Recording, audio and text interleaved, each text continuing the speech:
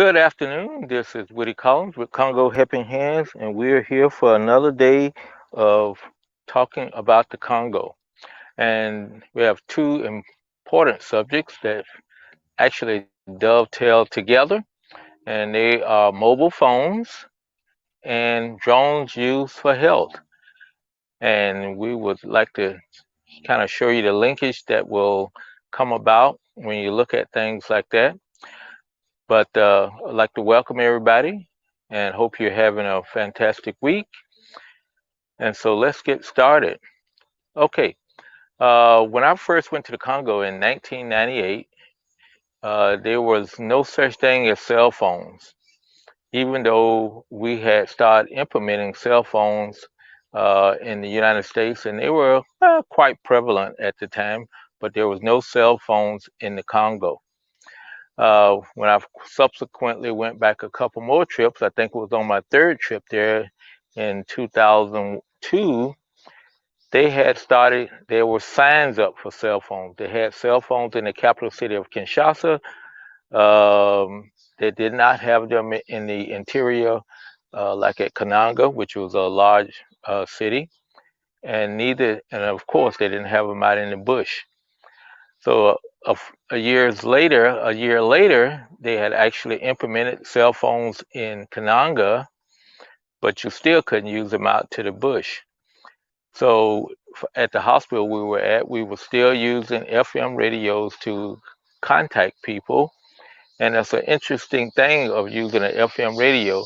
You had to physically turn on the radio at a certain hour, and once you turned on the radio, somebody else would be on the network, and you could pass messages back and forth. And what's interesting about that is in our first trip in 1998, uh, I guess the hospital did not use their cell phones. Did not use their radio that much while we were there. And they were looking for us to evacuate us out of the Congo because there was a civil war starting.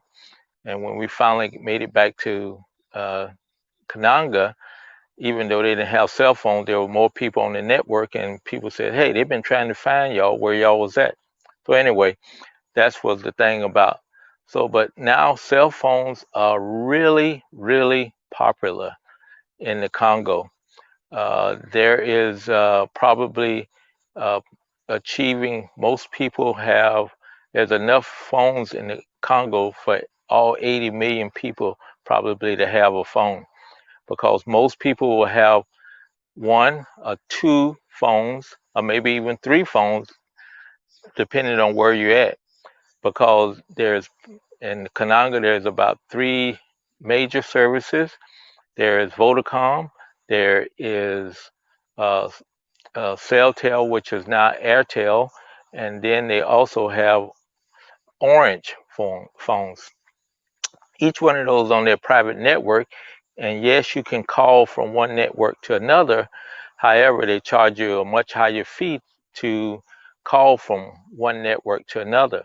So therefore, people have two or three phones. So when someone walking around, they will have a handful of phones, and you would think, what are they doing? They just have a phone for each different network. So it's cheaper for people to call them, or cheaper for them to receive a call from somebody on a different network. So, and the main reason why cell phones have become so uh, ubiquitous in the Congo is that there is no landlines.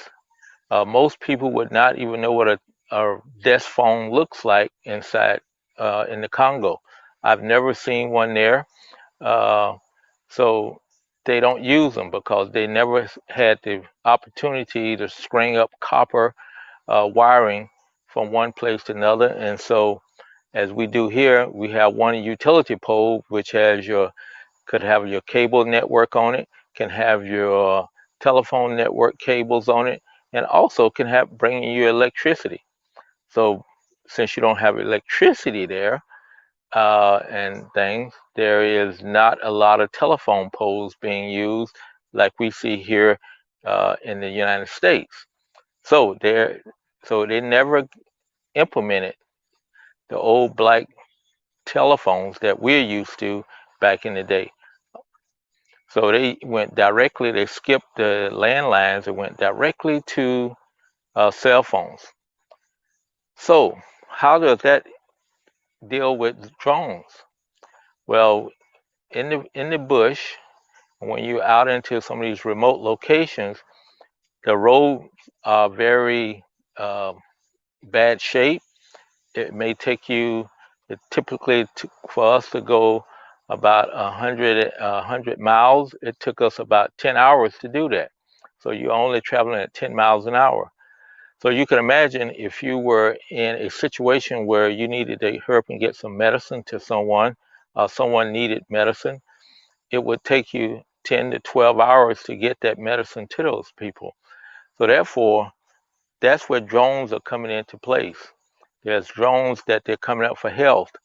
We have seen that in the United States where we kind of in some of our remote areas that different Amazon and some of the different services are saying they've applied to have drone delivery of stuff that you order off the internet, which will be good. That saves them a truck from going out to pick it up and bringing it to your house. They can just drop it off at your on your doorstep or in your yard or wherever the drone lands it. So that technology is it's going to be tested out in the Congo, where you can't get drugs or you got drugs that need to stay cold, and so how can they get those out there efficiently and the speed expeditiously? So that's where drones are going to come into effect. Some of the drones that they have been testing right now, they can go 80 kilometers, which is 50 miles, and they can go up to 115 kilometers per hour, which is about 75 miles per hour. They can fly that fast. So that's pretty fast. That's just like driving on the interstate, but you're going directly line of sight to a place and you can get there a lot faster. So I think that they're going to find that it's going to work out pretty well, pretty good for the people in the Congo because you have that situation where you need to get drugs out to different places, and it may take forever to get those out there. And so it would be a good thing to have drones that can fly out. But the problems that they're going to run into is some of the drones right now have a limited 50-mile radius that they have to fly out. And in the article that they was talking about this is that they will set up intermediate points where the drone could land at a location. Uh, they switch out the batteries on it, and then it takes off again. And that's kind of almost like we used to do when we were driving up to into the bush up to Bulapay. We would drive. We may stop at another hospital, maybe a third of the way there, take a relaxed break, check the vehicle over, and rest a little bit. Then we'll get back in, go another, 2 or 3 hours or 4, and then we would sit and get out again, stretch out, get the crinks out of your body, and then go on again. So there are those intermediate places, and a lot of them are at. We always stopped at different health clinics along the way, and um, that was the normal protocol. You would go to one health center, you stop there, and they knew the people, they knew the doctors, and all that kind of stuff. And then once we got into our zone area, that's where we would stop and maybe deliver some supplies to different people and everything. So I see this drone going to be something to watch out for, that it's going to take off because in the Congo, you do not have the infrastructure like good roads that you can travel and get stuff out to. If it's just terrible that if there's a road blockage, meaning if a tree is falling down in a road, you got to either make another road to go around that fallen tree, or you're going to have to find somebody with axes to chop it up. And that was one of the things that we always uh, joked about is you needed a little small chainsaw to take along with you because invariably during the winter, during the rainy season, trees would fall, limbs would break off, and things like that, and you would have to have a different problem. So that's what technology is heading for, and we'll see how long it takes to implement that. And I think once they start widespread implementation here in the United States, you will also see it in places like the Congo where they really need it. Where here is more of a convenience, in Congo it's a necessity to be able to get medicine to people and stuff like that.